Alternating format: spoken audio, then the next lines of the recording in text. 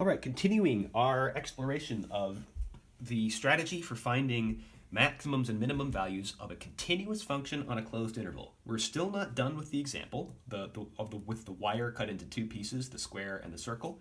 So now that we've found our critical numbers, which remember, well, I'll get to that in a second.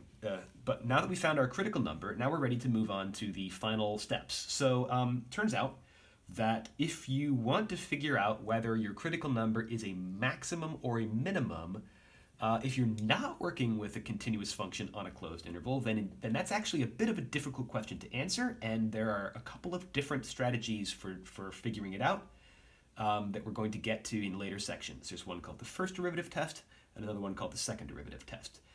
But if you are working with a continuous function on a closed interval, then it turns out you don't need any of those fancy tests. Instead, things work out a lot more simply. And so we have this thing called the closed interval method, which turns out to find absolute extremes of a continuous function f on a closed interval a to b, all you need to do is the following. Step 1, find your critical numbers of f in the interval from a to b. Okay, so now we have all the critical numbers. And I'll remember that the maximum or minimum might occur at endpoints as well. So we've got all the critical numbers and all the endpoints. So then step 2, evaluate f at those critical numbers. And step 3, evaluate f at the endpoints.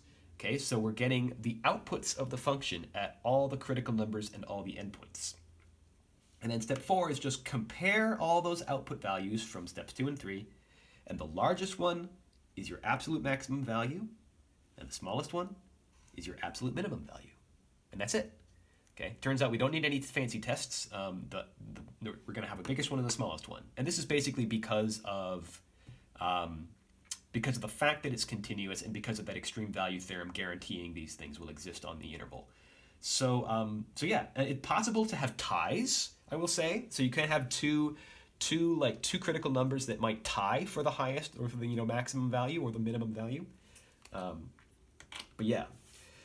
That's all you got to do. So let's do it. All right. So we had this. This is our function. It was telling us the area, a total enclosed area of the two shapes, the square and the circle. And we already did step 1. We already found our critical number in the interval x equals about 5.6. And by the way, if you find critical numbers that are not in the interval, not in the domain a to b, then you can just throw them out. You can just disregard those ones, all right? So we only care about ones that are in the interval.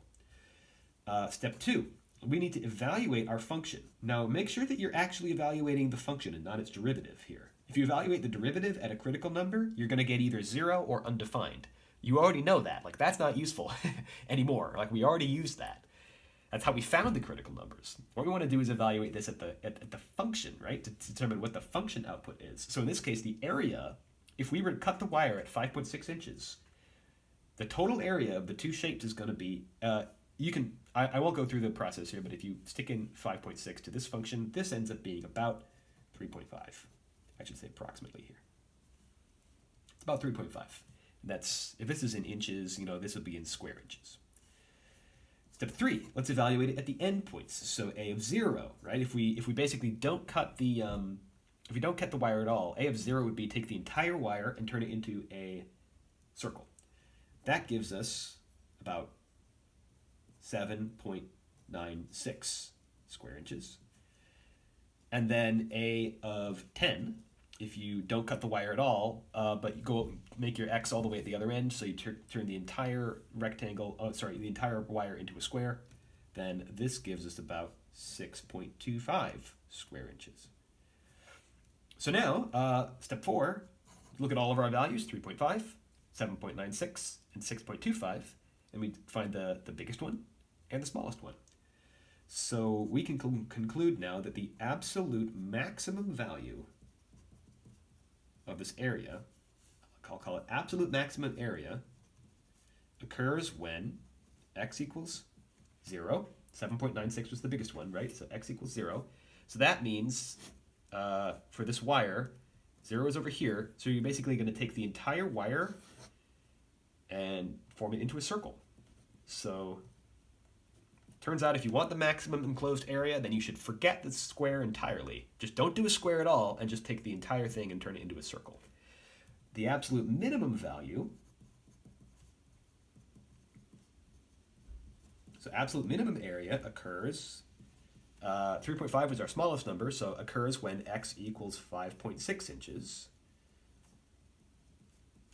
So that would be where you cut it a little bit more than halfway. Okay, there's our 5.6. You cut it a little more than halfway, take this part and turn that into a square, and take this part and turn that into a circle. And 5.6 is the exact value, or approximate value, that will give you the smallest combined area from these two shapes.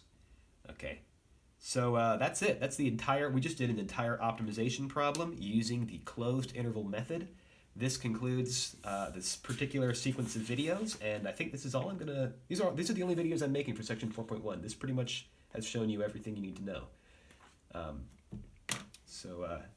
Next section 4.2 is going to start with a video on loom. So go back to D2L and view it there.